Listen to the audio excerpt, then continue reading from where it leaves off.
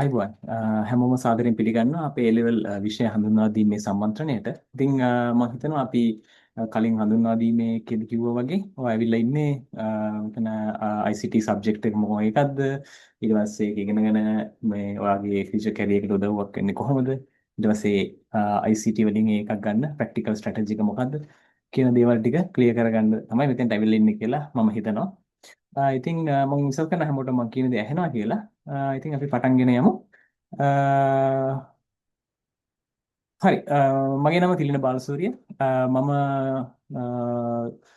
දැනට ජපානයේ e-commerce සහ technology company එකක ටෙක්නිකල් ප්‍රොඩක්ට් මැනේජර් කෙනෙක් විදිහට වැඩ කරනවා. මම දැනට අවුරුදු 12කට වැඩි කාලයක් ICT සහ software industry එකේ ඉන්නවා. ඉතින් මගේ කැරියර් එක ස්ටාර්ට් කරේ software engineer කෙනෙක් විදිහට. ඊට පස්සේ senior software engineer කෙනෙක් විදිහට වැඩ කරා. ඊට පස්සේ engineering lead කෙනෙක් විදිහට වැඩ කරලා තියෙනවා. අද e-commerce technology company එකක product manager කෙනෙක් විදිහට වැඩ කරනවා. ඉතින් මගේ personal background එක පොඩ්ඩක් කිව්වොත් මම මගේ ගම බණ්ඩාරවෙල දියතලා මහාවිද්‍යාලය සහ බණ්ඩාර ධර්මපාල විද්‍යාලයේ ආර්ය ශිෂ්‍යෙක්. ඊට පස්සේ මට තියෙනවා රජරට විශ්වවිද්‍යාලයේ ව්‍යවහාරික විද්‍යාපීඨයෙන් තොරතුරු හා sannivedana තාක්ෂණය පිළිබඳ විද්‍යාවේදී විශේෂ උපාධියක්. ඒ ටික තමයි මම ගැන. ඉතින් අද අපේ ප්‍රධාන ටොපික් එක A-level ICT වුණාට මේක අපි පොඩ්ඩක් මේ A-level අපිට ඕනේ වෙන්නේ ඇයි කියන තැනින්ම පටන් අරගෙන යන්න කියලා මම හිතුවා. එතකොට අපි හිතුවොත් ඇත්තටම ඇයි ඔයාලා A-level කරන්න හිතුවේ කියලා මම අහුවොත් එහෙම දැන් අවුරුදු 11ක්ම O-level වෙනකන් ඉගෙනගෙන දැන් තව අවුරුදු දෙකක් A-level වලටත් ඉගෙන ගන්න ඕනේ. ඉතින් ඇතම O level වෙනකන් අපි ගොඩාක් subjects ඉගෙන ගත්තා සහ ඒවා එකින් එකට ගොඩක් වෙනස්. දැන් එක එක විෂයන් ගත්තම අපි ගණිතය ඉගෙන ගත්තා, විද්‍යාව, ඊට පස්සේ භාෂාව ඉගෙන ගත්තා. ආයි ඉතිහාසය සමාජ අධ්‍යයනය, ඊට පස්සේ ආගම, ආයි දෙවෙනි බස් විදිහට ඉංග්‍රීසි ඉගෙන ගත්තා. මේ විදිහට විෂයන් අපි සෑහෙන ප්‍රමාණයක් එකිනෙකට වෙනස් ඒවා ගොඩක් ඉගෙන ගත්තා. ඒවා ගොඩක් ફોකස් වෙලා තියෙන්නේ අපි වැඩිහිටියෙක් විදිහට සමාජයට යනකොට සමාජයේ යහපත් විදිහට ජීවත් වෙන්න අනිත් අයත් එක්ක හරියට කමියුනිකේට් කරන්න අවශ්‍ය වෙන මූලික දේවල් එක්ක තමයි O level සිලබස් එක හැදිලා තියෙන්නේ. ඒ වුණාට වැඩිහිටියෙක් විදිහට අපිට ඒක විතරක් මදි. එතනින් එහාට ගිහිල්ලා අපි වෘත්තීය ජීවිතයක් තෝරගන්න ඕනේ. මොකක් හරි ප්‍රොෆෙෂන් එකක් තෝරගෙන අපේ වෘත්තිය කරන්න ඕනේ. එතකොට A level වලදී අපි කරන්නේ අර මූලික දේවල් වලින් පොඩ්ඩක් එහාට ගිහිල්ලා අපේ ජීවන වෘත්තීය විදිහට තෝරගන්න බලාපොරොත්තු වෙන ෆීල්ඩ් එකේ ෆන්ඩමෙන්ටල්ස් නැත්නම් මූලික සංකල්ප ටික ඉගෙනගෙන ඒවා ඒ අදාළ ශාස්ත්‍රයේ භාවිතා කරන ආකාරය ගැන මූලික අවබෝධයක් ගන්න එක තමයි A level වලදී කරන්නේ. ඒ කියන්නේ කොටිම කිව්වොත් එහෙම A level කියලා කියන්නේ ඔයාගේ ෆියුචර් එක ඕපන් කරන ගේට් එකක් වගේ තමයි. ඒකට ඔයා යුනිවර්සිටි එකට ගිහිල්ලා ඩිග්‍රී එකක් ගන්නවා සහ එතනින් එහාට ඔයාගේ ප්‍රොෆෙෂනල් කැරියර් එක බිල්ඩ් කරන්න ඕන වෙන මූලිකම සුදුසුකමක් තමයි A level. මේක නැති වුණොත් එතනින් එහාට ගොඩක් අමාරු වෙනවා හොඳ ප්‍රොෆෙෂනල් කැරියර් එකකට යන්න. එතකොට ඒකෙදි වැදගත්ම දේ තමයි ඔයා එතකොට A level වලට තෝරගන්න විෂය මත ඔයාගේ ඉදිරි මාර්ගය සම්පූර්ණයෙන්ම තීරණය වෙනවා. එතකොට ගොඩක් කට්ටිය මෙතනදී වරද්ද ගන්න තැනක් තමයි ලේසි ගැන හිතලා සබ්ජෙක්ට් තෝරගන්න එක. එතකොට මෙහෙම අර සබ්ජෙක්ට් එක කරොත් ඒක ගොඩක් ලේසි. ඒක කරොත් ඉසෙඩ් එකට හොඳයි. එහෙම හිතලා තීරණ ගන්න වෙලාවල් අපි ගොඩක් වෙලාවට දැකලා තියෙනවා. ඒකෝර ඇත්තටම අපිට අනාගතය ගැන හරි දැක්මක් තියෙනවා නම් අපි කරන්න ඕනේ අද ලේසි ගැන හිතන එක නෙවෙයි අනාගත ලෝකෙට ගැලපෙන විදිහට අනාගත ලෝකයේ අපි ඉදිරියට යන්න පුළුවන් මොන වගේ ස්කිල් සෙට් එකක් අපිට තිබුණොත්ද කියන එක අනුව තමයි අපි සබ්ජෙක්ට් තෝරගන්න ඕනේ. ඒක තමයි මට තේරෙන විදිහට හරි විදිහ. ඉතින් ඒ A level I කියන එක ගැන ඊට පස්සේ ICT දැන් A level ICT වලට එන කලින් ICT කියන්නේ මොකක්ද කියන එක ගැන අපි පොඩ්ඩක් නිකන් කතා කරොත් එහෙම දැන් අපි සාමාන්‍යයෙන් අපේ එදිනදා ජීවිතවලදී සාමාන්‍යයෙන් ඕන දෙයකදී අපිට තීරණ ගැනීම කියන ඒවා කරන්න වෙනවා. එතකොට හරියට හරි තීරණයක් ගත්තොත් අපි කරන කාර්යය සාර්ථක වෙනවා. අර කලින් කිව්ව A level වලට මොනවද කරන්න කියන තීරණය වුණත් එහෙම. එතකොට තීරණයක සාර්ථකත්වය අර ඒ තීරණය කොච්චර දුරට නිවැරදිද? කරන කාර්යයක සාර්ථකත්වය ගන්න තීරණවල නිවැරදිතාව මත රඳා පවතිනවා. එතකොට අපි මේ තීරණ ගන්න වෙලාවට යම්කිසි තොරතුරු ප්‍රමාණයක් මත පදනම් වෙලා යම්කිසි තර්කානුකූලව තාර්කිකව තීරණයක් ගත්තොත් අපිට සාර්ථක ප්‍රතිඵල ගොඩක් දුරට ලබා ගන්න පුළුවන්. හැබැයි අපි තොරතුරු මත පදනම් වෙන්නේ නැතුව නිකන් ගෙස් කරලා අපිට නිකන් හිතන විදිහට ගට් ෆීලිං එකට තීරණ ගන්න ගියොත් එහෙම ඒක හරියන්නත් පුළුවන් වරදින්නත් පුළුවන්. එතකොට අපි දැන් මම කලිනුත් කිව්වා අපි ඉන්නේ ගොඩක් තරඟකාරී ලෝකෙක. එතකොට තරඟකාරී ලෝකෙක ඉස්සරහට යන්න නම් අපිට හැම වෙලේම පුළුවන් හැම වෙලේම නිවැරදි තීරණ ගන්න වෙනවා. එතකොට ඒක කරන්න නිවැරදි තොරතුරු අපිට අවශ්‍යයි. අනිත් එක තමයි තොරතුරු කියන දේ දැන් ඕනම දෙයක තොරතුරක් නිර්මාණය වෙන්නේ වෙන තැනදී ඒ වෙන ලොකේෂන් එකේදීම ওই තොරතුරු යූස් කරනවා කියලා එකක් නැහැ. සමහර ලාවට යම්කිසි තැනකදී නිර්මාණය වෙන තොරතුරක් වෙනත් තැනකට ට්‍රාන්ස්ෆර් කරලා තමයි අපිට පාවිච්චි කරන්න වෙන්නේ. අපි උදාහරණයක් කිව්වොත් එහෙම දැන් යුද්ධ භූමිය දැන් මේ දවස්වල යන යුද්ධ භූමියේ යම්කිසි සිදුවීමක් සම්බන්ධ තොරතුරක් යුද්ධය පාලනය කරන රටේ ජනාධිපතිට දැනගන්න. ඒක ලෝකයේ සම්පූර්ණ හරිම භාගයක් දුර ගෙවාගෙන යන්න ඕනේ. මොකද ජනාධිපති ඉන්නේ එක තැනක යුද්ධයේ මෙහෙවන කට්ටිය ඉන්නේ එක තැනක ඇත්තටම යුද්ධය සිද්ධ වෙන තව තැනක. එතකොට ඒ තුරතුර ඉක්මනින්ම අදාළ පුද්ගලයාට ගිහිල්ලා එයාට ඉක්මනටම ඩිසිෂන් එකක් ගන්න පුළුවන් වේගෙන් එතෙන්ට නොගියොත් ඒ තොරතුරෙන් වැඩක් නැහැ. ඒ කියන්නේ තොරතුරු නිර්මාණය වෙන තැනදී මේක යූස් කරනවා කියලා එකක් නැහැ. ඒක ට්‍රාන්ස්ෆර් කරන්නත් වෙනවා. එතකොට අන්න ඒක නිසා ඔක මේක ගොඩක් කාලෙක ඉඳලා මිනිස්සුන්ට තිබිච්ච ප්‍රශ්නයක්. ඉතින් ඒගොල්ලෝ කාලයක් තිස්සේ තීරණ ගැනීමට අවශ්‍ය වෙන තොරතුරු ඉක්මනින් නිර්මාණය කරලා ඒක ඉක්මනින් ට්‍රාන්ස්ෆර් කරන්න තාක්ෂණය නිර්මාණය කරා. ඒකේ ප්‍රතිඵලයක් විදිහට තමයි මේ තොරතුරු sannivedana තාක්ෂණය කියන එක ඇවිල්ලා තියෙන්නේ. එතකොට මේ තොරතුරු හා sannivedana තාක්ෂණය කියන එක බේස් වෙලා තියෙන්නේ කම්පියුටිං ඩිවයිසස් පරිගණන යන්ත්‍ර කියන යන්ත්‍රත් එක්ක තමයි මේ තාක්ෂණය නිර්මාණය වෙලා තියෙන්නේ.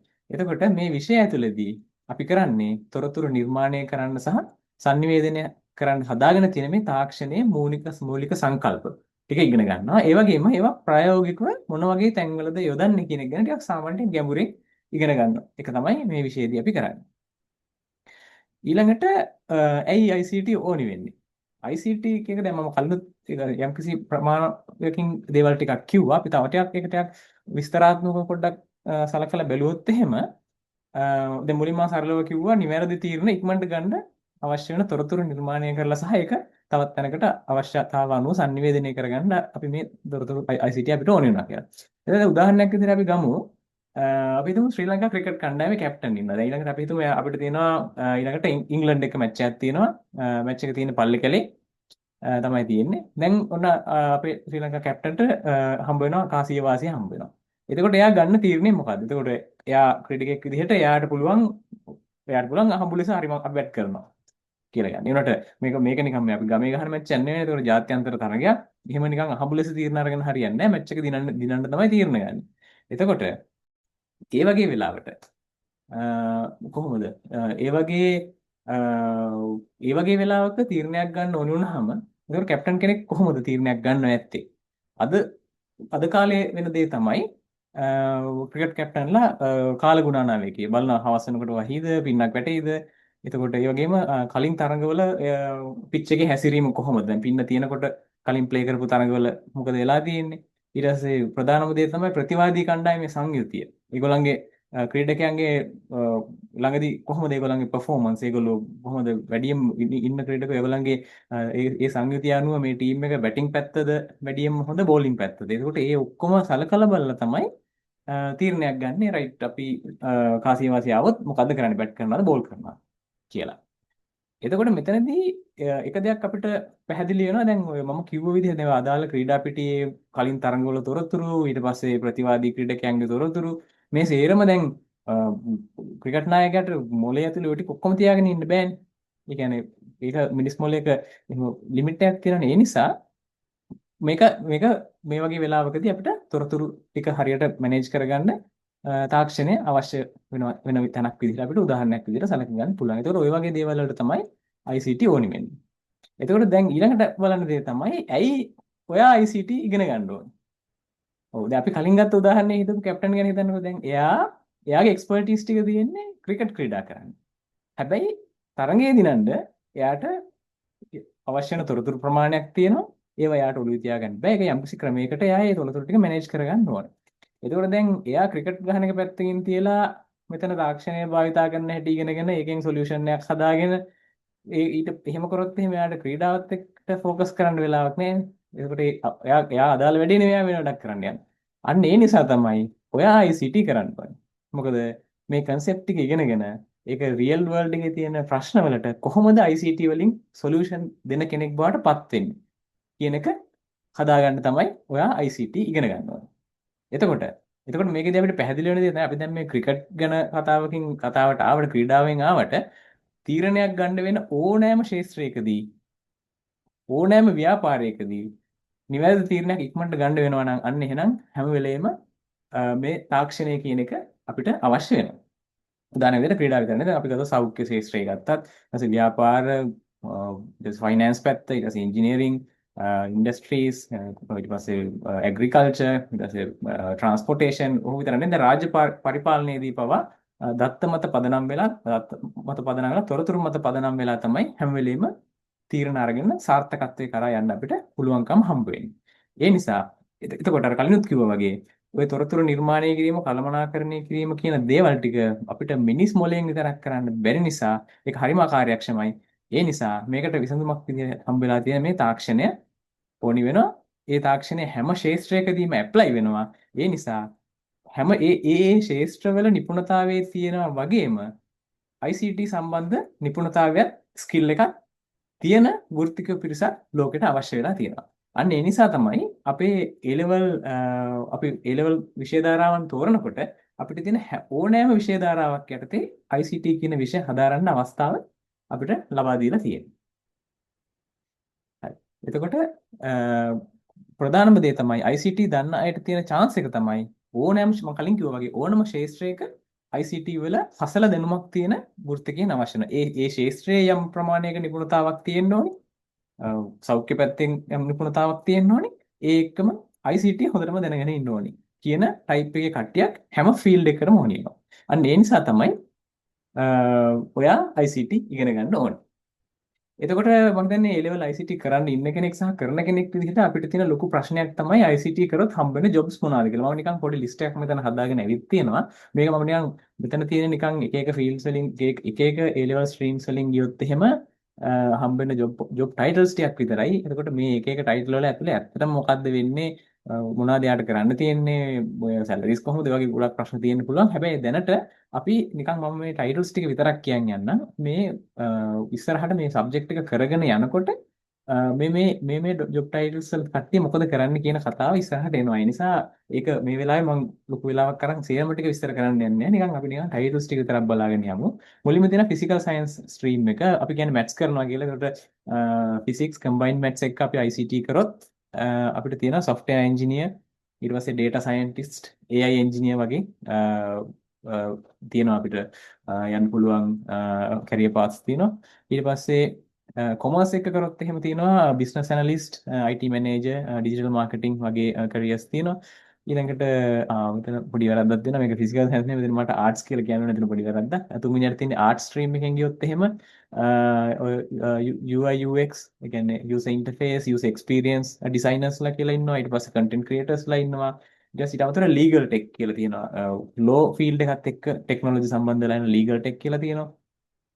ඊට පස්සේ ඊළඟට තමයි අපිට මේකේ ICT වල ගොඩක්ම පවර්ෆුල්ම කෑල්ල තමයි මේ ටෙක්නොලොජි ස්ට්‍රීම් එක. ටෙක්නොලොජි වල තියෙන ඉංජිනේරින් ටෙක්නොලොජි වලින් ගියොත් එහෙම එතන software development පැත්තට, ඊට පස්සේ networking, cyber security, system engineering වගේ career path එකකට යන්න පුළුවන්. එහෙම නැත්නම් bio systems technology වලින් ගියොත් එහෙම තියෙන ගොඩක් ඉන්ටරෙස්ටිං ඒවා තියෙනවා. ස්මාර්ට් ෆාර්මින්, ඇග්‍රිකල්චර්, ඇග්‍රිටෙක්, ඊට පස්සේ ෆුඩ් ටෙක්නොලොජි, එන්වයරන්මන්ටල් සිස්ටම්ස්, මේ වගේ ගොඩක් career paths මේ අපේ දැනටත් තියෙන විෂය සංයෝජනත් එක්ක ICT තෝරගත්තොත් අපිට යන්න පුළුවන්කම තියෙනවා. හරි. එතකොට දැන් අපි නිකන් පොඩි ප්‍රවේශයක් ගත්තේ මෙතන මොකද්ද මේ සබ්ජෙක්ට් හොඳටම මේක විෂය නිර්දේශය කොහොමද කියලා කතා කරන්න කලින් මෙතන ඉඳලා අපි විෂය නිර්දේශය ටිකක් විස්තර සහිතව කතා කරමු. අපේ විෂය නිර්දේශය තියෙන්නේ 2017 වර්ෂයේ හඳුන්වා දුන්න විෂය නිර්දේශය තමයි තාමත් අපේ ක්‍රියාත්මක වෙන්නේ. එතකොට මේකේ ප්‍රධාන ඒකක 13කින් සමන්විතයි. අපි එක ඒකකවල මොනවද ඉගෙන ගන්න කියන එක චුට්ටක් අවබෝධයක් අරගෙන නිකන් මේකෙන් අපි බලාපොරොත්තු වෙන්නේ මේ ICT විෂය සම්බන්ධ big picture එක ගන්න. ඒකකොට ඕනම දෙයක් අපි ඉස්ලාම් ප්‍රොඩක්ට් ගැඹුරට ගිහිල්ලා ගොඩක් ඩීටේල් කතා කරන්න කලින් සම්පූර්ණ නිකන් ඕවරෝල් මේකේ මොකද්ද තියෙන්නේ කියන එක තමයි අපි කතා කරන්න බලාපොරොත්තු වෙන්නේ. හරි. එතකොට පළවෙනි ඒකකයේ විදිහට තියෙනවා තොරතුරු සහ sannivedana තාක්ෂණයේ සංකල්ප. එතකොට මේ පාඩමෙන් කරන්නේ මේ තොරතුරක් කියන්නේ මොකද්ද? ඊට පස්සේ තොරතුරු නිර්මාණය වෙන්නේ කොහොමද? ඇයි තොරතුරු වැදගත් වෙන්නේ? අපි දැන් චුට්ටක් කතා කරා ඊට කලිනුත් මේක ගැන. ඊට පස්සේ sannivedanaya කියන්නේ මොකද්ද? ඊට පස්සේ තොරතුරු නිර්මාණය කරලා, තොරතුරු කළමනාකරණය කරලා, ඒක sannivedanaya කරනකොට තාක්ෂණය මොකටද ඕනි වෙන්නේ? කියන එක තමයි ප්‍රධාන වශයෙන්ම අපි මේ පාඩමේදී ඉගෙන ගන්න. එතකොට මේක තමයි ඇත්තටම කිව්වොත් මේ විෂය නිර්දේශයේ වැදගත්ම ඒකකය. මොකද මේ පළවෙනි ඒකකේ හරියට අවබෝධ කරගත්තොත් මෙතනින් එහාට හම්බෙන හැම ඒකකයේදීම අපි අපිට හැම වෙලේම අපි ප්‍රශ්න කරන්න ඕනේ ඇයි අපි මේ සංකල්ප ඉගෙන අපිට හැම වෙලේම තේරෙන්න ගන්නවා ඉන්ෆෝමේෂන් වල තියෙන මෙන්න මේකින්ද තමයි අපිට මේ concept එක ඉගෙන ගන්න වෙන්නේ කියන එක අපිට අවබෝධ කරගන්න පුළුවන්. ඒ නිසා මේ පළවෙනි ඒකකයේ ගොඩක් කට්ටිය වැඩි ෆෝකස් කරන්නේ නැහැ. හැබැයි මේක දැනගත්තොත් මේක තමයි කී එක අපි කොච්චර දුරට මේක ගැඹුරෙන් අපිට කොච්චර අවබෝධ කරගන්නවා කියන එකට පළවෙනි කී එක තමයි මේ ඒකකයේ හරියට අවබෝධ කරගන්න එක. ඊළඟට තියෙනවා පරිගණකයේ හැඳින්වීම introduction to computing. එතකොට දැන් මම කලින් කිව්වනේ මිනිස්සු මේ තොරතුරු නිර්මාණය සංනිවේදනය කියන වැඩේ ලේසියෙන් කරගන්න හැදුවා පරිගණන උපකරණ. ඒ කියන්නේ computing devices. එතකොට ඒ නිසා දැන් අපේ මේ විෂය හැම ඉගෙන ගන්න හැම තාක්ෂණික සංකල්පයක්ම පරිගණන යන්ත්‍රත් එක්ක තදින්ම බැඳිලා තියෙනවා. ඉතින් මේ පරිගණන යන්ත්‍ර කියන ඒවා කාලයක් තිස්සේ පරිණාමය වෙලා දියුණු වෙලා අද වෙනකොට ඊටාම දියුණු පරිගණක බිහි වෙන තත්ත්වයකට පත් වෙලා තියෙනවා. ඒතකොට මේකේ ගොඩක්ම අපි කතා කරන්නේ මේ ඒකකයේදී කාලයත් සමග කොහොමද පරිගණකයේ පරිණාමය සිද්ධ වුනේ කියලා. يعني මුලින්ම කොහොමද හැදුනේ එක එක ජෙනරේෂන්ස් වලට බෙදලා කතා කරනවා. ඊට පස්සේ දැන් අද තියෙන පරිගණකය අද තියෙන පරිගණකයේ සම්පූර්ණ සැලැස්ම බේස් වෙලා තියෙන එක සංකල්ප කීපයක් තියෙනවා. ඒ ටික කතා කරනවා. ඒ ටික තමයි එතකොට මේකේ වෙන්නේ. එතකොට නූතන පරිගණකය කොහොමද පරිණාමය වෙලා ඇවිල්ලා අද මේ තත්ත්වයටපත් වෙලා තියෙන්නේ කියන එක ගොඩක් දුරට හදාන්න එක තමයි කරන්නේ. හරි. ඊට පස්සේ තියෙනවා තුන්වෙනි පාඩම දත්ත නිරූපණය data representation. මේක සාමාන්‍යයෙන් ICT අපි දන්න අපේ සාමාන්‍යයෙන් ව්‍යවහාරයේදී මේක number systems කියලා මම මේක කතා කරන්න කට්ටිය ඇත්තම නම දත්ත නිරූපණය. ඒතර මේකේ වෙන දේ තමයි අපි කිව්වා අපි දැන් තොරතුරු ගැන මේ කතා කරනකොට තොරතුරු කියන එක තොරතුරු හැදිලා තියෙන දැනුම් මේකකට අපි කියන දත්ත කියලා. මේ දත්ත කියන ඒවා සංඛ්‍යා විදිහට තියෙන්න පුළුවන්. ඊට පස්සේ අකුරු විදිහට දැන් මේ ඩයග්‍රෑම් එකේ තියෙන මෙතන මේ ඉලක්කම් විදිහට තියෙන්න පුළුවන්. අකුරු විදිහට තියෙන්න පුළුවන්. නැත්නම් ඔඩියෝ සිග්නල්ස් විදිහට තියෙන්න පුළුවන්. එහෙම නැත්නම් ඉමේජස් විදිහට තියෙන්න පුළුවන්. මේ වගේ එක එක ෆෝම්ස් වලින් තියෙන්න පුළුවන්. හැබැයි පරිගණකය කියන එක යන්ත්‍රයක් නේ. පරිගණකය කියන එක ඇතුලේ තියෙන සර්කිට්ස්. ඒක පරිපථ තමයි තියෙන්නේ. එතකොට එයාගේ පරිපථ ඇතුලේ එයාලා දන්නේ පරිගණකය දන්නේ ওই ඉලක්කන්ද අකුරුද සිග්නල් එකක්ද ඉමේජ් එකක්ද ඒව දන්නේ නැහැ. එයා දන්නේ වෝල්ටේජ් එකක් තියෙනවා වෝල්ටේජ් එකක් නැහැ කියන කෑල්ල විතරයි දන්නේ. එතකොට අපි කොහොම යම්කිසි ක්‍රමයකට අපේ මේ තියෙන එක එක ෆෝම්ස් වලින් තියෙන දත්ත අපි පරිගණකයේ ඇතුලේ අර වෝල්ටේජ් එක තියෙනවා වෝල්ටේජ් එක නැහැ. ඔක අපි බිංදුව 1 කියලා සංකල්පයකින් හඳුන්වනවා. වෝල්ටේජ් එක නැත්තම් බිංදුව වෝල්ටේජ් එකක් තියෙනවා නම් 1 කියලා. අන්නේ ඒ කියන්නේ අපිට තියෙන එකයි බිංදුව විතරයි. ඔන්න ඔය දෙකෙන් අපි කොහොම හරි කරලා මේ ටික නිරූපණය කරගන්න ඕනේ කම්පියුටර් එක ඇතුලේ. ඒකට හදාගත්ත විවිධාකාර ක්‍රම තියෙනවා. විවිධ ඒ ගැටලු විසඳන්න හදාගත්ත විවිධාකාර තියරිස් තියෙනවා. විවේක සංකල්ප තියෙනවා. එතකොට අන්න ඒ ටික තමයි අපි මේ පාඩමේදී ඉගෙන ගන්න. ඒ වගේම තමයි දැන් පරිගණකයක් ඇතුලේ වෙන දේ තමයි අපි පරිගණකයකට දත්ත ටිකක් පරිගණක කම්පියුටිං ඩිවයිස් එකකට දත්ත ඉන්පුට් කරාම ඉන්පුට් එක විදිහට දුන්නාම එයා ඒක ඇතුලේදී ඒක ප්‍රොසෙස් කරලා අපිට වැදගත් ඉන්ෆර්මේෂන් විදිහට ඒ ටික එළියට දානවා. ඔක තමයි වෙන්නේ. එතකොට මේ වැඩේ වෙන්නේ ඔය අපි කලින් කිව්ව විදිහට ඒ දත්ත මත නිකන් එකතු කිරීම අඩු කිරීම වගේ ගණිත කර්ම මැතමැටිකල් ඔපරේෂන්ස් කරනවා. අන්නේ ඔපරේෂන්ස් වලින් තමයි අන්තිමට අපි කියන්නේ ප්‍රොසෙස් කරනවා කියලා. එතකොට එතකොට මේවා කොහොමද පරිගණකයක් ඇතුළත කොහොමද මේක වැඩ කරන්නේ කියන එක තමයි මේ පාඩමෙන් ටිකක් විස්තර සහිතව කතා කරන්නේ. ඊළඟට තියෙනවා හතරවෙනි ඒකකය අංකිත පරිපථවල මූලිකාංග fundamentals of digital circuits. එතකොට මේකේ තියෙන විදිහට දැන් අද කාලේ අපිට අද තියෙන තාක්ෂණයක් දිනු වෙලා තියෙන පරිගණක තාක්ෂණයත් එක්ක එක නිමේෂයකින් අපිට ගොඩක් සංකීර්ණ මැතමැටිකල් ඔපරේෂන්ස් සහ තාර්කික ඔපරේෂන් කියන්නේ තාර්කික මෙහෙම ලොජිකල් ඔපරේෂන්ස් ගොඩක් කරන්න පුළුවන් විදිහේ නූතන පරිගණක තියෙනවා. එතකොට මේ පරිගණක වලට කොච්චර දියුණු වෙලා තිබුණත් මේ පරිගණක වලට මේ හැකියාව ලැබෙන්නේ මේක ඇතුලේ තියෙනවා මූලික අංකිත පරිපථ ඩිජිටල් සර්කිට්ස් කියලා જાතියක්. මේ ඩිජිටල් සර්කිට්ස් ගොඩාක් එකතු වෙලා තමයි මේ පරිගණකය හැදිලා තියෙන්නේ. එතකොට මේ මූලික අංකිත පරිපථ කියන මේ ඩිජිටල් සර්කිට්ස් කියන જાතිය හැදෙන්නේ ලොජික් ගේට්ස් කියලා හරි සරල දැනුම් ඒකකයකින්. බොහොම පොඩි වේරියේෂන් කීපයක් තියෙන සරල දැනුම් ඒකකයකින් තමයි හැදෙන්නේ.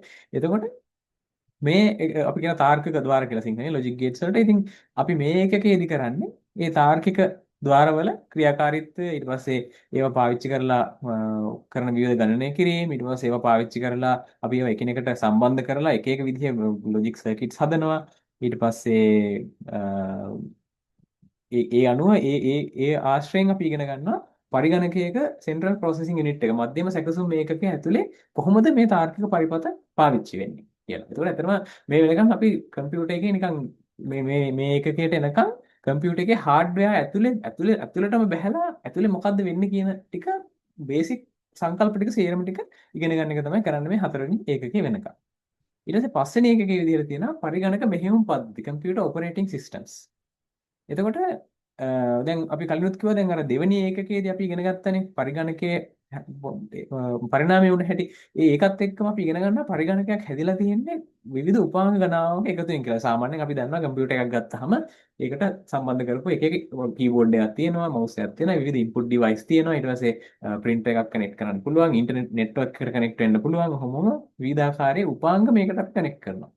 එතකොට එහෙම මේ එකතු වෙච්ච උපාංගවල එකතුවකින් හැදිච්ච කම්පියුටර් එක ඇතුළ එකේ සිදුවෙන කාර්යයන් මේක මෙහෙයවන්න මේක කළමනාකරණය කරන්න අපි පාවිච්චි කරනවා මෙහෙයුම් පද්ධතියක් කියලා එකක්. එතකොට දැන් ඔයාලා අහලා තියෙන දැන් අපි ගාව තියෙන සාමාන්‍ය කම්පියුටර්ස් වල අපි දකින Windows කියලා කියන්නේ Microsoft එකෙන් හදපු මෙහෙයුම් පද්ධතිය. ඊට පස්සේ Apple නම් තියෙන Macintosh කියලා තියෙනවා. ඊට පස්සේ ඔයාගේ ස්මාර්ට්ෆෝන් එක ගත්තාම Android කියලා කියන්නේ මේ වගේ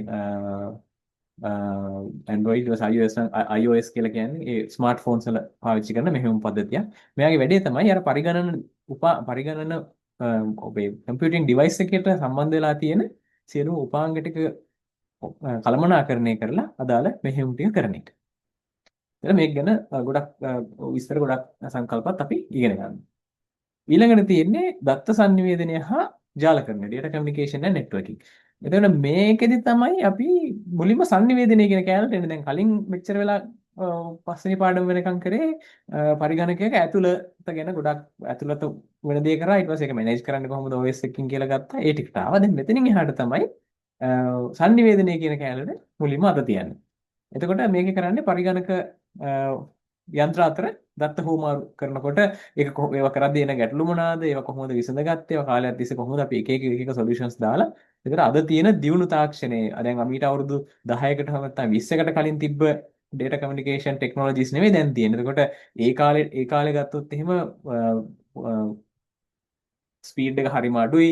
ගොඩක් ලිමිටේෂන් තියෙනවා. ඒවා ඒ ප්‍රශ්න විසඳගෙන අද වෙනකොට කොහොමද මේ තරම් වේගවත්ව මේ data transmission එක වෙන විදිහට හදාගෙන තියෙන්නේ. අන්න ඒ වගේ ගොඩක් හරිම ඉන්ටරෙස්ටිං concept ගොඩක් මේකෙදි අපිට ගැඹුරටම ඉගෙන ගන්නවා. අතන මේ ටොපික් එක ටිකක් ලොකුයි. ඒ කියන්නේ අපේ සිලබස් එකේ ටිකක් ලොකු වැඩි බරක් දීලා තියෙනවා මේ දත්ත sannivedanaya හා ජාලකරණය කියන කොටසට. හරි. ඊළඟට 7 වෙනි ඒකකේ. අපි දැන් භාග්‍යයට වගේ තැනකට ඇවිල්ලා ඉන්නවා. එතකොට දැන් මෙතන මේ 7 වෙනි එකකේ තියෙන්නේ පද්ධති විශ්ලේෂණය හා පිරිසැලසුම් system analysis and design. මේකේ වෙන්නේ ඔව් එතකොට දැන් පළවෙනි ඒකක 6ේදී අපි ඉගෙන ගත්ත සංකල්ප ටික පාවිච්චි කරාම අපිට දැන් අපි දන්නවා දැන් කම්පියුටිං ඩිවයිස් එක ඇතුළේ වෙන හැටි දන්නවා ඒ ටෙක්නොලොජි එක ගැන දන්නවා ඊට පස්සේ කම්පියුටිං ඩිවයිසස් කීපයක් හරි කනෙක්ට් කරලා දැන් sannivedana පද්ධතියක් හදාගන්න හැටි අපි දන්නවා. එතකොට ඒ ටික නිසා දැන් අපි දන්නවා අපි ගාව තියෙන ටෙක්නොලොජි එකකින් අපිට දැන් ටිකක් සංකීර්ණ සිස්ටම් එකක් හදාගන්න පුළුවන් තත්ත්වයේ දැනුමක් දැන් අපිට මේ 7 වෙනි එකකේ පටන් ගන්න තැනදී අපිට තියෙනවා. එතකොට මෙතනදී කරන්නේ මේ ඒකකේදී අපි කරන්නේ එතකොට දැන් මම අර මුලින්ම පටන් ගන්න තැනදී කියන්නේ එක එක ශේෂ්ත්‍රවල තොරතුරු තාක්ෂණ අවශ්‍යතා ගොඩක් තියෙනවා. يعني ක්‍රීඩාව ගත්තත් සෞඛ්‍ය ගත්තත් ඕනම ෆීල්ඩ් එකක තියෙනවානේ. එතකොට දැන් මෙතනදී අපි කරන්නේ අපි අදාළ ෆීල්ඩ් එකේ අපිට අදාළ ෆීල්ඩ් එකේ තියෙන තොරතුරු තාක්ෂණ අවශ්‍යතාවය මොකක්ද? මොන වගේ ප්‍රශ්නයක්ද තියෙන්නේ? ඒකට අපි මේක තොරතුරු තාක්ෂණයෙන් අපි මොන වගේ විසඳුමක්ද අපිට දෙන්න පුළුවන් කියන අවශ්‍යතාවය අපි විශ්ලේෂණය කරනවා. මොකද්ද මේ විතර තියෙන ප්‍රශ්නේ? හරි එහෙනම් අපි ඒක විශ්ලේෂණය කරලා අපි ඩිසයින් කරනවා මේකට සොලියුෂන් එක. එතකොට අන්න ඒ වැඩේ කරගන්න ලෝකෙ පිළිගත්ත ක්‍රම තියෙනවා. පිළිගත්ත ක්‍රම ටිකක් තියෙනවා. ඒක තමයි අපි මේ පද්ධති විශ්ලේෂණය හා පිරිසැලසුම කියන එකෙන් එකේදී ඉගෙන ගන්න මොනවද මේ තියෙන ක්‍රම. එතකොට මේක මෙතනදී ආය පාරක් එනවා අපි අර කලින් කතා කරපු අපේ අපි කතා කරන්නේ දැන් එක එක කැරියර් පාත් සහ දැන් අපි එක එක ෆීල්ඩ්ස් වලින් අපි දැන් එක එක ස්ට්‍රීම්ස් වලින් ඉගෙන ගත්තොත් එන මම අර ජොබ් ටයිටල් වගේක් කතා කරානේ. එතකොට අන්න මේ ටික මෙතනදී පොඩ්ඩක් එනවා අන්න ඒ ටික එනවා. ඒ කියන්නේ දැන් මේකට හේතුව තමයි සංකීර්ණ ඔය මම කිව්ව විදිහේ තොරතුරු පද්ධතියක් කියන එක අපිට තනියෙන් හදන්න පුළුවන් දෙයක් නෙවෙයි. එතකොට සාමාන්‍යයෙන් එතකොට වෙන්නේ මොකක් හරි යම්කිසි තොරතුරු තාක්ෂණ විසඳුමක් අවශ්‍ය කට්ටියක් ඉන්නවා. ඒගොල්ලන්ට අපි කියනවා ක්ලයන්ට්ස්ලා කියලා. එතකොට මේ ක්ලයන්ට්ස්ලාට තියෙන මුලින්ම අපි ප්‍රශ්නය අඳුරගෙන ඒ ප්‍රශ්නය අනුව අපි හරි ඒකට විසඳුම මේකයි කියලා අපි මේකට සැලසුමක් ගන්නවා. මේ සැලසුම් කරනවා ආකිටෙක්ට්ස්ලා කියලා ඉන්නවා. ඒගොල්ලෝ තමයි සිස්ටම් ආකිටෙක්ට්ස්ලා. ඒගොල්ලෝ මේ සැලසුම කරනවා. ඊට පස්සේ මේ සැලසුමට අනුව ඒක කොටස් වලට කඩලා අපේ ඉන්න එන්ජිනියර්ස්ලා ගොඩක් ඉන්නවා. අපි එන්ජිනියර්ස්ලාට බෙදලා දෙනවා. රයිට් ඔයා මේ කැල් කරන්න, ඔයා මේ කැල් කරන්න කියලා එන්ජිනියර්ස්ලාට බෙදලා දුන්නාම එන්ජිනියර්ස්ලා තමයි සැලසුම දිහා බලාගෙන ඒක නිර්මාණය කරන්නේ. මේක ටිකක් ගයක් හදනවා හරි ලොකු බිල්ඩින් එකක් හදනවා වගේ තමයි ටිකක් විතර. ඊට පස්සේ එහෙම නිර්මාණය කරාට පස්සේ ඒක වැඩ හරියට අර අපේ අවශ්‍යතාවයේ තිබ්බේ මේගොල්ලෝ හැදුවේ මේක හරි ඒ විදිහට හදපු එක අවශ්‍යතාවයට අනුවම හදලා තියෙනවද කියලා බලන්න අපිට ඉන්නවා ටෙස්ටර්ස්ලා කියලා කට්ටියක්. ඒ ටෙස්ටර්ස්ලාගේ වැඩේ තමයි අර අරගොල්ලන්ගේ අවශ්‍යතාවයේ අපි ඩොකියුමන්ට් කරපු එක දිහා බලාගෙන මේ හදලා තියෙන සිස්ටම් එකේ ඒ විදිහටම වැඩ කරනවාද කියලා ටෙස්ට් කරනවා. මොනවා හරි එහෙම වැඩ කරන්නේ නැත්නම් තැන් තියෙනවා නම් ඒක report කරලා එන්ජිනියර්ස්ලා ලව්වා ඒක හදවගන්නේ. එතකොට ඔයාලට තේරෙනවා මේ දැන් මේ ලොකු සිස්ටම් එකක් හදනකොට ගොඩක් කට්ටිය මේ වැඩේට ඉන්වෝල්ව් වෙනවා. එතකොට දැන් ඒ ඉන්වෝල්ව් වෙනවා සහ ඒ අයගේ එක්ස්පර්ටිස් තියෙන එක එක ෆීල්ඩ්ස් එක එක පැතිවල සහ ඒ අනුව ඒගොල්ලන්ගේ තියෙන තාක්ෂණ දැනුම මට්ටම් වෙනස්. ඒ වෙලාවට අපිට එන ප්‍රශ්නයක් අපි මේ සියලු දෙනා අතරේ හරියට ඒ sannivedana කාර්යක්ෂමව සහ හරි විදිහට කරගන්න ඕනේ. එතකොට මේ ඩිසයින් එක කියලා අපි මොකක් හරි හදන ඩිසයින් එකේ අපි ඩොකියුමන්ට් කරන දේවල් හැමෝටම තේරෙන්න ඕනේ. ඔය ඉන්න හැමෝටම තේරෙන්න ඕනේ. අන්න ඒ නිසා අපි ස්ටෑන්ඩඩ්ස් ටිකක් හදාගෙන තියෙනවා. ලෝකයේ පිළිගත් ක්‍රම ටිකක් හදාගෙන තියෙනවා. මේ පද්ධතියක් විශ්ලේෂණය කරලා ඒක ඩිසයින් කරන්න අපි පාවිච්චි කරන විවිධ ක්‍රම කීපයක් තියෙනවා. ගොඩක් තියෙනවා. ඒකෙන් කීපයක් තමයි අපි බහුලව භාවිතා වෙන ක්‍රම තමයි මෙතන මේ පද්ධති විශ්ලේෂණය හා පිරිසැලසුම් කියන එකේදී කතා කරන්නේ. ඒ වගේම මම කලින් කිව්වා මොකක් හරි සිස්ටම් එකක් ඩෙවලොප් කරන process එක. දැන් මම කලින් කිව්වා අර රික්වයර්මන්ට් අපි මොකක් හරි තියෙන අවශ්‍යතාවය ඇනලයිස් කරනවා, ඊට පස්සේ ඒක ඩිසයින් කරනවා, ඩෙවලොප් කරනවා, අන්තිමට ටෙස්ට් කරනවා කියන ඕකත් ඔය කියන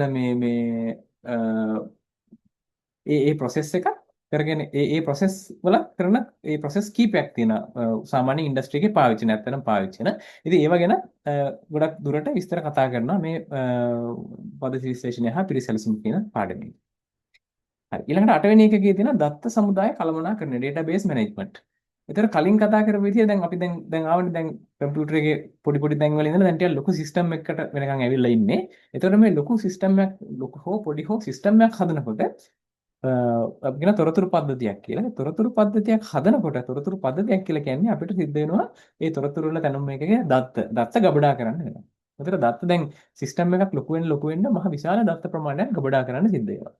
උදාහරණයක් විදිහට හිතලා බලන්නකො Facebook වගේ ගත්තොත් එහෙම Facebook එකේ අපේ ප්‍රොෆයිල් එකේ අපේ නම් ඉමේජස් අනම්මනම් විස්තර කොහොමත් එහෙම. ඊට අමතරව අපි හැමදාම ගිහිල්ලා ලයික් දාන ඒවා ඊට පස්සේ ෂෙයා කරන ඒවා අපේ ඉන්ට්‍රෙස්ට් ඒ හැමදේම කොහේ හරි ගබඩා වෙනවනේ. එතකොට ඒ වගේ මිනිස්සු කී දෙනෙක් පාවිච්චි කරනවනේ Facebook එක. එතකොට ගත්තාම මහා විශාල දත්ත ප්‍රමාණයක් ගබඩා කරන්න පුළුවන් විදිහට සිස්ටම් එක ලොකු වෙන්න අපිට සැලසුම් කරන්න වෙනවා. ඒතර මේ දත්ත හරියට කාර්යක්ෂමව ගබඩා කරලා අවශ්‍ය වෙලාවට කාර්යක්ෂමව එළියට ඇදලා ගන්න පුළුවන් වෙන විදිහට මේ දත්ත ගබඩා කරන්න අපි පාවිච්චි කරනවා විශේෂ පද්ධතියක්. මේ පද්ධතියට අපි කියනවා database management system එකක් කියලා. එතකොට ඒකෙදි ගොඩක්ම මේ මම කිව්වා වගේ කාර්යක්ෂම data ගබඩා කරන හැටි, ඒක කොහොමද කාර්යක්ෂමව එළියට ඇදලා ගන්න, ඒවට තියෙන ක්‍රම මොනවාද වගේ දේවල් සංකල්ප තමයි මේකෙදි මේ database management කියන එකේදී අපි ඉගෙන ගන්න. ඊළඟ 9 වෙනි එකකේ තියෙන ක්‍රමලේඛකරණය ප්‍රෝග්‍රෑමින්. එතකොට මේක ගොඩක් කට්ටිය මේ සාමාන්‍ය ව්‍යවහාරයේදී Python කියලා තමයි කට්ටිය කතා කරන්නේ. අර පාවිච්චි කරන ප්‍රෝග්‍රෑමින් ලැන්ග්වේජ් එක නිසා.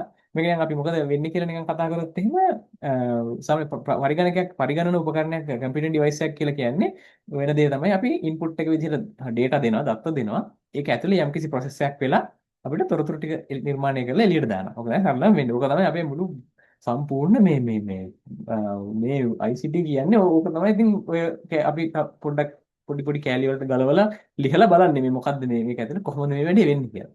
එතකොට මේකේ එතකොට දැන් අපි දැන් කතා කරපු මේ ප්‍රොසෙස් කරන ක්‍රියාවලිය කියන එක අපි දෙන data එක මෙන්න මෙහෙමයි ප්‍රොසෙස් කරන්න කියන එක පරිගණකයේ දන්නේ නැහැ. එයාට අපි කලින් කියලා දෙන්න ඕනේ මේ විදිහට මේ data ටික අපිට මේ විදිහටයි ප්‍රොසෙස් කරලා ඕනි කියන එක එයාට උගන්වන්න. එතකොට අපි ඒ අදාළ එයාට දෙන data එයා අපි කියලා දුන්න විදිහට ප්‍රොසෙස් කරලා එළියට දානවා. ඕක තමයි පරිගණකයෙන් කරන වැඩේ. එතකොට මේ ප්‍රොසෙස් එක කරන විදිහ ගැන කියන්නේ අපි පරිගණකයට කලින් උගන්වලා තියන්න ඕනේ. එහෙම නැත්නම් උපදෙස් දීලා තියන්න ඕනේ.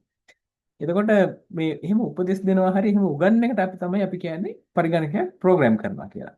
ඒක තව විදිහකට කියන එකක් තමයි ක්‍රමලේඛකරණය කියලා කියන්නේ. එතකොට දැන් කෙනෙක්ට දෙයක් උගන්වන්න එහෙම නැත්නම් උපදෙස් දෙන්න අපි දැනගන්න ඕනේ මොකද්ද? එයා කතා කරන භාෂාව අපි දැනන් ඉන්න බෑ. නැත්නම් එයාට උපදෙස් දෙන්න විදිහක් නැහැ. එතකොට පරිගණකයට තේරෙන භාෂාව මම කලිනුත් කිව්වා මොකද්ද? එයාට තේරෙන්නේ ඔන් හරි ඕෆ් හරි වෝල්ටේජ් එකක් තියෙනවා හරි වෝල්ටේජ් එකක් නැහැ හරි නැත්නම් බිඳුව හරි එක හරි කියන එක තමයි පරිගණකයට තේරෙන්නේ. එයා දන්නේ එච්චරයි. ඒකට ඉංග්‍රීසි සිංහල තේරෙන්නේ නැහැ. අනිත් පැත්තට අපිට ඕක මොකක් හරි දෙයක් කරන්න ඕනි කියන එක කම්පියුටරේට කියන්න වෝල්ටේජ් ඔන් වෝල්ටේජ් ඕෆ් වලින් ඕක කියන්න කිව්වොත් අපිට වෙන වැඩක් කර කර ඉන්න වෙන්නේ නැහැ. එතකොට නිකන් අපි ගේන්න ඕනේ මේ දෙන්නවම නිකන් යම්කිසි මැද තැනකට ගේන්න. ඒකට එන්න එහෙම ගේන්න කරපු දෙයක් තමයි මේ කම්පියුටර් ප්‍රෝග්‍රෑමින් ලැන්ග්වේජස් කියලා જાතියක් හදාගෙන තියෙනවා. ඒක ටිකක් විතර ඉංග්‍රීසි වලට වගේ ළඟින් යන එකක්. හැබැයි ඉංග්‍රීසිම නෙවෙයි පොඩි වෙනස්කම් ටිකක් තියෙනවා. හැබැයි ඒ ප්‍රෝග්‍රෑමින් ලැන්ග්වේජ් එකකින් යම්කිසි උපදේශ ටිකක් ලිව්වහම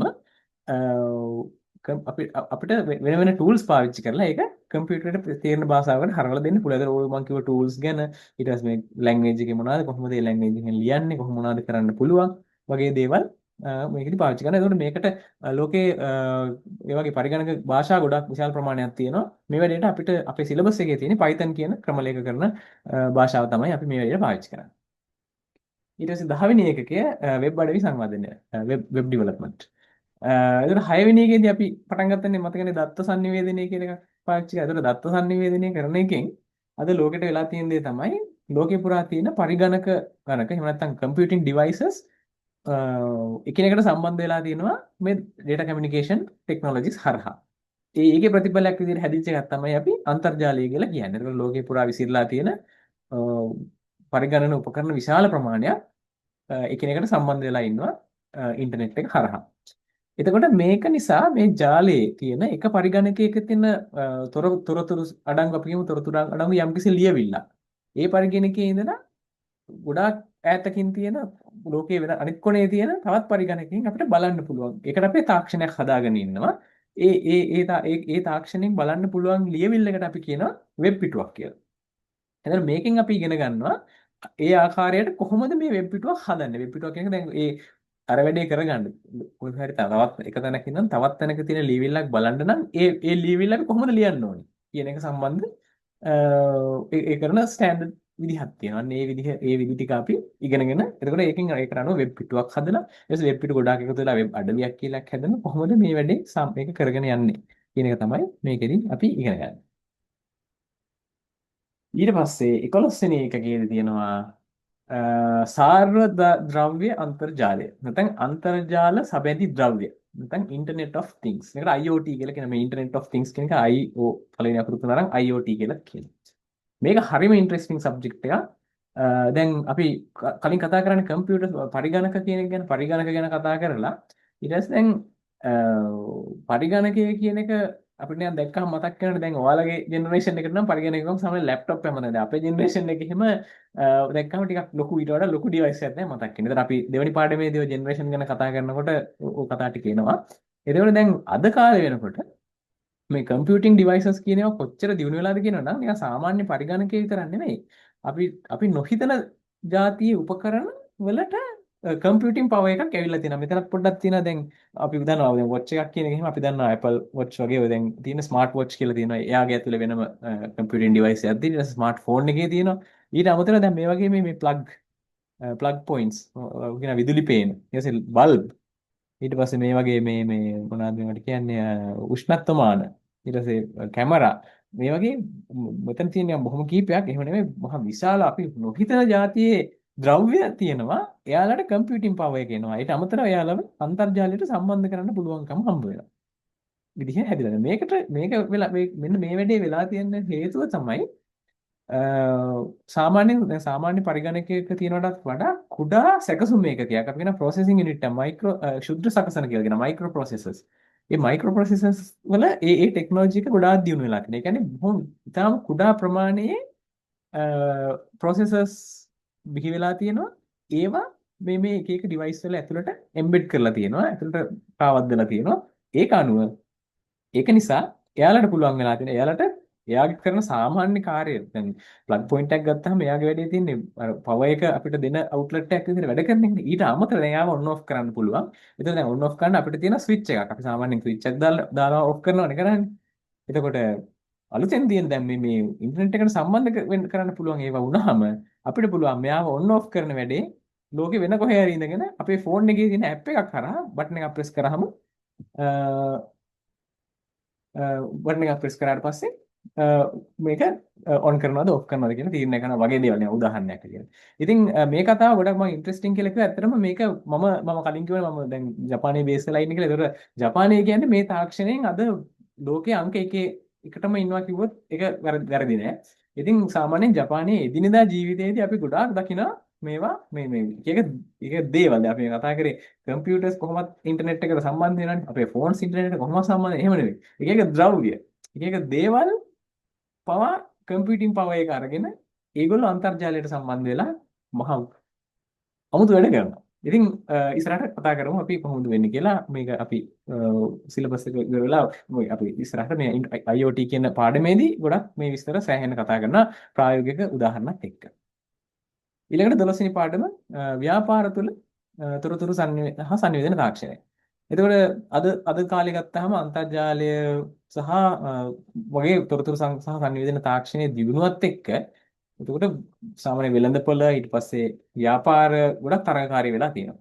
ඒක ගොඩක් මේකට හේතුව තමයි සාම්ප්‍රදායික වෙළඳ ක්‍රම වලින් අයින් වෙලා ගොඩක් කට්ටිය අලුත් මේ තාක්ෂණය මූලික කරගත්ත ව්‍යාපාර බිහි කරගෙන තියෙනවා. ඒවා අද ලෝකේ විශාල ලාභ ලබන ආයතන බවට පත් වෙලා තියෙනවා. මම කලින් කිව්වනේ මම වැඩ කරන්නේ ජපානයේ තියෙන ප්‍රධාන e-commerce සහ ටෙක්නොලොජි කම්පැනි එකක.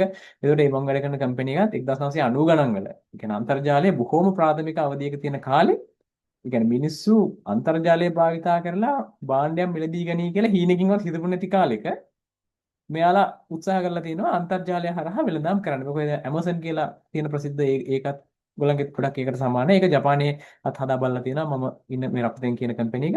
එතකොට ඒගොල්ලෝ කරලා තියෙනෙත් එහෙමයි අන්තර්ජාලය හරහා මේ 6 දෙනෙක්ගේ කණ්ඩායමක් එකතු වෙලා පොඩි මේ වගේ වැඩක් කරලා බලමු කියලා පටන් ගත්ත එකක් තමයි. අද වෙනකොට ලෝකේ පුරාම ජපානය, ඇමරිකාව, ඉන්දියාව, යුරෝපයේ රටවල් වගේ ගොඩක් තැන්වලට පැතිරිච්ච බිස්නස් කරන e-commerce විතරක් නෙමෙයි ඊට අමතරව ගොඩක් විවිධ වර්ගයේ බිස්නස් ගොඩක් කරන අන්තර්ජාලය සහ තාක්ෂණය සම්බන්ධ බිස්නස් ඊට පස්සේ වාර්ෂික බිලියන ගණන් ආදායම හොයන ඒ වගේම දසදහස් ගණනක් ලෝක පුරාම ඉන්න ටෙක්නොලොජි සම්බන්ධ එක්ස්පර්ට්ස්ලා රැකියාව කරන තැනක් බවට පත් වෙලා තියෙනවා.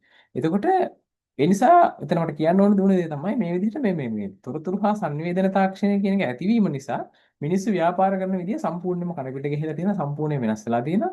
ඒක නිසා ඒකෙන් මේක ගොඩක් තරඟකාරී වෙලා තියෙනවා. ඉතින් මේවා කොහොමද වුනේ? ඊට පස්සේ සාම්ප්‍රදායික ව්‍යාපාර වලට වඩා අන්තර්ජාලයේ කොහොමද මේ ව්‍යාපාර කොහොමද මේ අන්තර්ජාලය පාවිච්චි කරන්නේ? එතකොට දැන් ඔයාලත් දැන් කොමර්ස් කරනවා නම් හරි ඉස්සරහට ඒ ෆීල්ඩ්ස් අනුව එක එක ෆීල්ඩ් වලින් වල අපි කොහොමද අන්තර්ජාලය සහ මේ තොරතුරු සංවේදන තාක්ෂණය පාවිච්චි කරගෙන මේවා ඉස්සරහට ගිහින් තියෙන කියන කතාව අපි කතා කරන එක තමයි මේ පාඩමෙන් කරන්නේ. ඊට පස්සේ 13 වෙනි පාඩම අන්තිම පාඩම විදිහට තියෙන්නේ තොරතුරු සංවේදන තාක්ෂණයේ නව නැඹුරු සහ අනාගත දිශානති. එතකොට දැන් අර අපි කියවනේ දෙවෙනි එකේදීම කතා කරන්නේ පරිගණක කියන එක පරිණාමය වුණා, ඇවිල්ලා දැන් මේ අද තැනට ඇවිල්ලා ඉන්නවා කියලා. ඉතින් පරිණාමය වෙනවා කියන්නේ අපිට කියන්න බෑ මේ අද තියෙන තැන තමයි මේකේ තියෙන දියුණුම අවස්ථාව. දැන් මීට වඩා ආයෙ දියුණු වෙන්න දෙයක් නැහැ වගේ කතා අපිට කියන්න විදිහක් නැහැ. අපි දන්නේ. අනිවාර්යෙන් මේක තවදුරටත් පරිණාමය වෙනවා. මේක තවදුරටත් ඉස්සරහට යනවා. තවත් දියුණු වෙනවා. එතකොට එතකොට දැන් මේ අපේ විෂය නිර්දේශය අන්තිමටම අප්ඩේට් වුණ 2017 අවුරුද්දේ ඉඳලා දැන් අද වෙනකොට ගත වෙච්ච අවුරුදු 10කට චුට්ටක් අඩු කාලයක් ගත වෙලා තියෙනවා. එතකොට ඇත්තම ගත්තොත් ඒ කාලය ඇතුළතත් මේ තොරතුරු තාක්ෂණයේ පරිවර්තනීය වෙනස්කම් ගොඩක් සිද්ධ වෙලා තියෙනවා. ඒකේ ප්‍රධානම දේ තමයි අපි හැමෝම දන්නවා AI.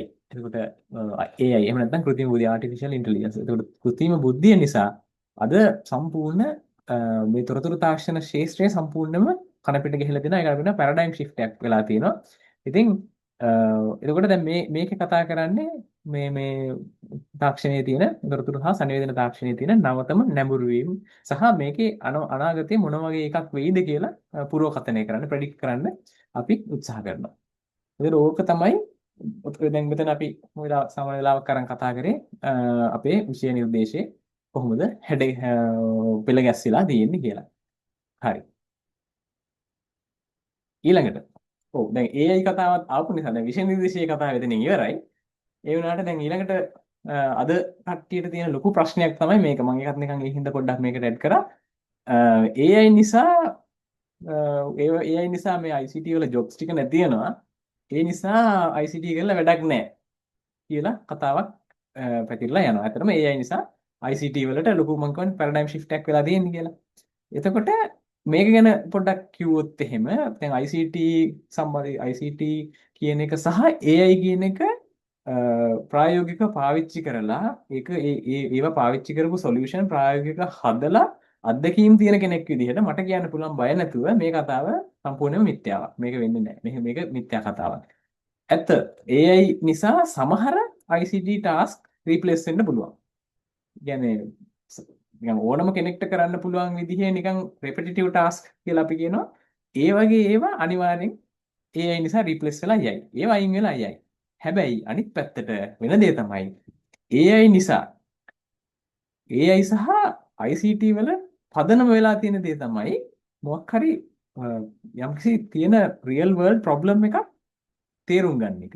ඒ ප්‍රොබ්ලම් එක තේරුම් අරගෙන ඒකට තොරතුරු තාක්ෂණ සොලියුෂන් එකක් ඩිසයින් කරලා ඒකේ ඇතුලේ කොහොමද data ටික මැනේජ් කරන්නේ ඊට පස්සේ ඒකට අදාළ සොලියුෂන් එක බිල්ඩ් කරන්නේ කියන ස්කිල් සෙට් එක මේක තමයි ICT සහ AI වල පදනම. අන්න ඔය ස්කිල් සෙට් එකට තියෙන ඉල්ලුම කලින් තිබ්බටත් වඩා කීප ගුණයකින් වැඩි වෙලා තියෙනවා.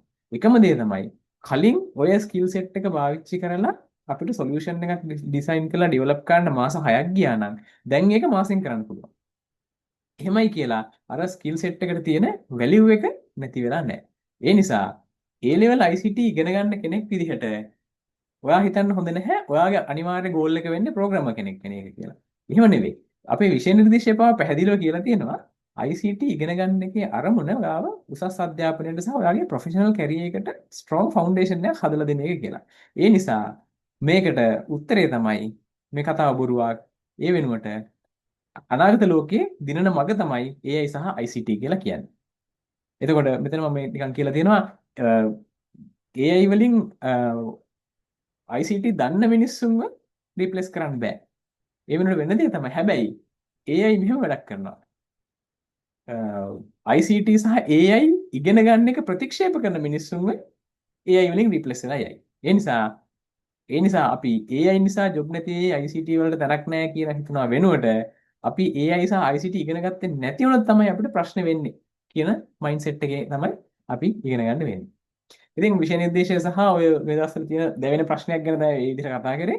ඉතින් ඊළඟට පොඩ්ඩක් මේ අපි දැන් මෙතන මෙතන සෙමිනාර් එක කරා ඊට පස්සේ අපි ඉස්සරහට අපේ තියරි ක්ලාසස් පටන් ගන්නවා.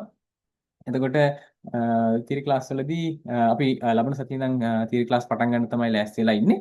එතකොට මේකෙදී අපි පොඩ්ඩක් පන්ති ගැන කිව්වොත් එහෙම අපි විෂය නිර්දේශය ආවරණය කරන එක විතරක් නෙවෙයි. නිකන් මේ සංකල්ප වල අර්ථ දැක්වීම කටපාඩම් කරනවා ඒක නෙවෙයි අපේ අරමුණ. ඒ වෙනුවට අපි අවබෝධයෙන් ඉගෙන ගන්නවා. කොහොමද ඇත්ත ලෝකයේ මේක පාවිච්චි කරන්නේ? හැම වෙලෙම අපි ප්‍රශ්න කරනවා. ඇයි මේ සංකල්පය ඕනේ? කොහෙද මේක පාවිච්චි වෙන්නේ? කියන එක නිතරම ප්‍රශ්න කරමින් තමයි අපි මේ වැඩ පිළිවෙල කරගෙන යන්නේ. ඊළඟට ප්‍රධානම දේ තමයි A level විභාගය ගත්තාම A level විභාගයේ අරමුණ මොකද්ද? A level විභාගයේදී වෙන දේ තමයි ඔයා අවුරුදු දෙකක් තිස්සේ ඉගෙනගත්ත දේවල් කොච්චර දුරට අවබෝධ කරගත්තද සහ ඒක ඇප්ලයි කරලා කොච්චර දුරට ගැටලු විසඳන්න වඩා පුළුවන්ද කියන එක මනින්න එක තමයි මේ A level විභාගෙදි කරන්නේ. එතකොට ඕක නිසා මොකද වෙන්නේ? A level paper එක හදනකොට අපේ මේ සාගරයක් වගේ තියෙන මහා පුළුල් විෂයපතය පුළුවන් තරම් ආවරණය විදිහට තමයි ආවරණය වෙන විදිහට තමයි paper එක හදන්නේ. හැබැයි ඒ විදිහට හදපු paper එකට හරියට සාර්ථක උත්තර ලියන්න ඔයාලට ලැබෙන්නේ ඉතාම සීමිත කාලයක්. ඔයා ඉගෙන ගත්ත අවුරුදු දෙකක් තිස්සේ ඉගෙන ගත්ත පැය ගානත් එක්ක බැලුවහම ඒ ලෙවල් විභාගයට අපි හිතුවත් උඩරින් පැය 4ක් තියෙනවා කියලා. ඒක බලන්න අර ඔක්කොම ටික එළියට දාගන්න ඔයාලට හම්බෙන්නේ මේ වගේ බොහොම පොඩි කාලයක්. ඒ නිසා ඔයා ඔයා ඉගෙන ගන්න දේවල් අවබෝධ කරගන්න මොලේ ගබඩා කරලා විතරක් හරියන්නේ නැහැ. ඒ වෙනුවට වෙන්න ඕන දේ තමයි පේපර් එක අතට අරගෙන ප්‍රශ්න ටික කියවගෙන යනකොට අර ඔයාගේ මොලේ ගබඩා වෙලා තියෙන විෂය කරුණු ටික අර අර පේපර් එකෙන් බලාපොරොත්තු වෙන විදිහට ලස්සනට පෙළ ගැස්සිලා ගලාගෙන එන්න ඕනේ.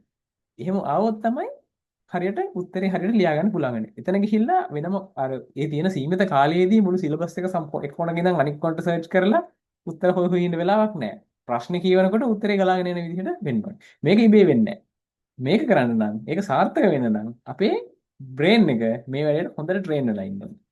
එතකොට ඒ නිසා එතකොට තේරුම් දේ තමයි ඔයාලගේ A level ප්‍රතිඵලය කියන එක තීරණය වෙන්නේ විභාග ශාලාව ඇතුළේදී නෙමෙයි. ඒක තීරණය වෙන්නේ අද ඉඳලා හැම සතියකම ඔයා කරන දේවල් අනුව. ඒ වගේම තමයි විභාගයට තියෙන කොන්ෆිඩන්ස් එක කියන එක අ, හැදෙන්නේ අද ඉඳලා හැම සතියක් ගානෙම ටිකෙන් ටික තමයි විභාගයට තියෙන කොන්ෆිඩන්ස් එක හැදෙන්නේ. එහෙම හැදිලා තමයි අපිට මේ පාත් එකේ උඩටම ගියාම අපිට ගෝල් එකට යන්න පුළුවන්කම හම්බ වෙන්නේ. හරි. ඊට පස්සේ ඒ වගේම තමයි මම කලින් කිව්වා අපි මෙතනදී අපි බලාපොරොත්තු වෙනවා මෙතන පොතේ තියෙන එක විතරක් නෙවෙයි මම කලින් කිව්වා වගේ මම අවුරුදු 12කට වැඩි ප්‍රමාණයක් ICT ඉන්ඩස්ට්‍රි එකේ වැඩ කරලා තියෙනවා. එතකොට ඔය අපි ඉගෙන ගත්ත සංකල්ප සැබෑ ලෝකයේ ප්‍රශ්න විසඳන්න ඕනතරම් පාවිච්චි කරලා ඒ අත්දැකීම තියෙනවා දැනුම තියෙනවා. එතකොට ඒවත් එක්ක තමයි අපි මේක කරගෙන යන්නේ. නිකන් සංකල්ප ටික ඉගෙන ගන්න එක විතරක් නෙවෙයි.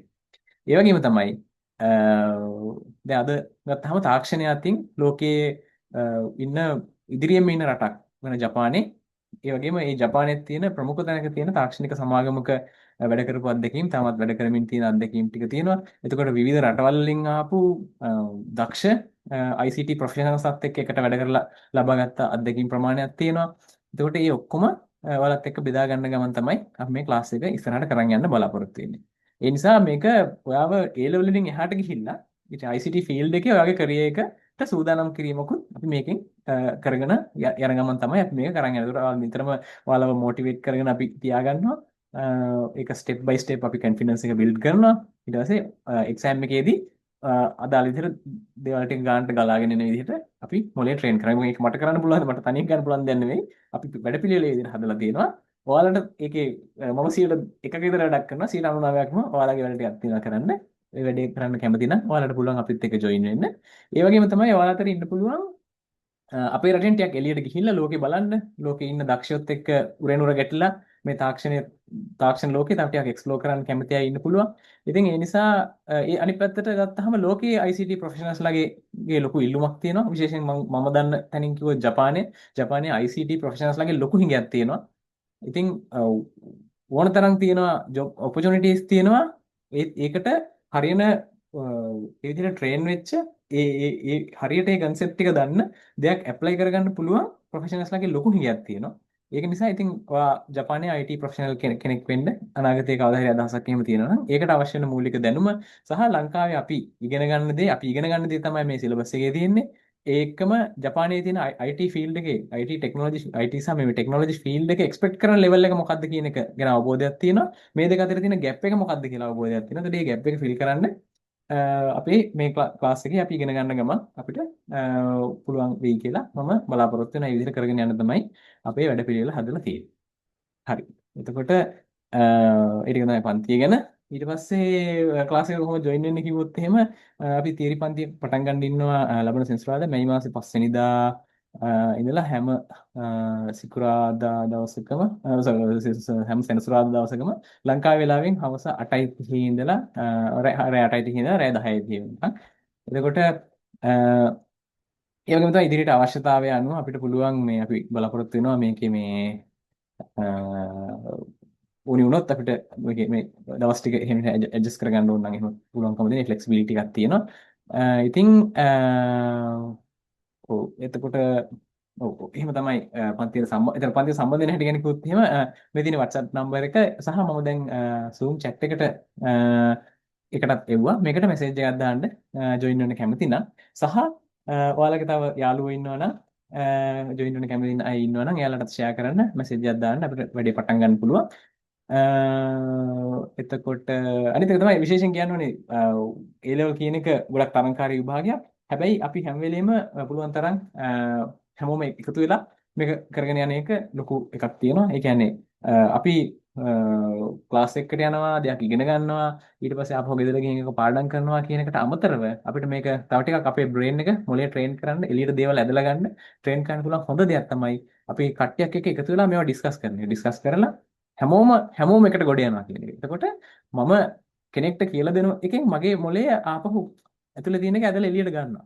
ඒක අපිට ලොකු පිටුවහලක් වෙනවා එක්සෑම් එකේදීත් ඔය වැඩේම කරගන්න. ඒ නිසා කට්ටියත් එක්ක එකතු වෙලා කරන විදිහේ අපි නිකන් ගෲප් වර්ක් එක තමයි මේ වැඩේ කරන් යන්නේ. ඒක නිසා පුළුවන් තරම් තව යාළුවෝ ඉන්නවනම් ජොයින් වෙන්න කැමති අය ඉන්නවනම් මෙතන වැඩේ හොඳයි කියලා හිතනවනම් ඔයාලත් කැමති නම් ජොයින් වෙන්න පුළුවන්. මම දැන් Zoom chat එකකටත් එවුවා link එක. නැත්නම් මේ තිරේ තියෙන WhatsApp නම්බර එකට. මේක මේ +94 කියන එක අනිවාර්යෙන් ඕනි වෙනවා මම හිතන්නේ. නැත්නම් මේක කරන්න බෑ. නිසා මේ නම්බර එකට මේක මේ විදිහට සේව් කරලා ජොයින් වෙන්න වෙනවා. නැත්නම් ඔයාලා මම හිතන්නේ Facebook එකකින් ආවය නම් මම දන්නවා මගේ contact එක. එතකොට ඒකට message එකක් දාන්න සම්බන්ධ වෙන්න කැමති නම් අපිට එහෙම වැඩේ කරන්න පුළුවන්. හරි. ඔය ටික තමයි ක්ලාස් එක ගැන සහ ඒ ටික. හරි. දැන් ඊට පස්සේ අපිට වෙලාවක් ගන්න පුළුවන් ප්‍රශ්න මොනවා හරි තියෙනවා නම් කතා කරන්න පුළුවන්.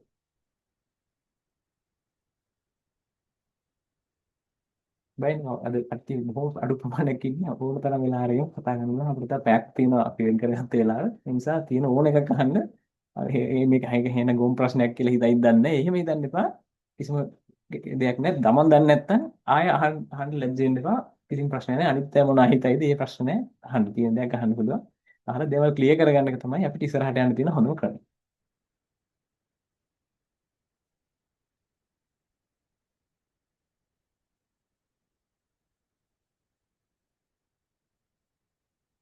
කියන්නේ ප්‍රශ්නයක් දී කියන්නේ සියල්ල පැහැදිලිද